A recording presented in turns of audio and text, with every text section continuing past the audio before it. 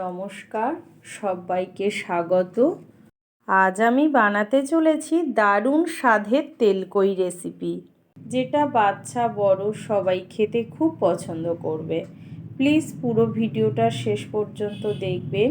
ভিডিওটা ভালো লাগলে লাইক, শেয়ার, সাবস্ক্রাইব করবেন এবং পাশে থাকা বেল আইকনটা প্রেস করবেন।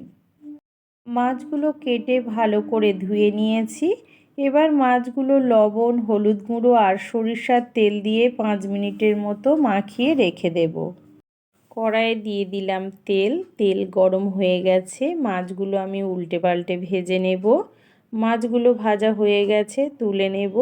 এই তেলে দিয়ে দেব 5 ফোড়ন, পেঁয়াজ, কাঁচা লঙ্কা একটু ভাজা ভাজা করে নেব। দিয়ে দেব আদা বাটা, রসুন বাটা, টমেটো কুচি আর একটু লবণ দিয়ে ভাজা ভাজা করে নিলাম।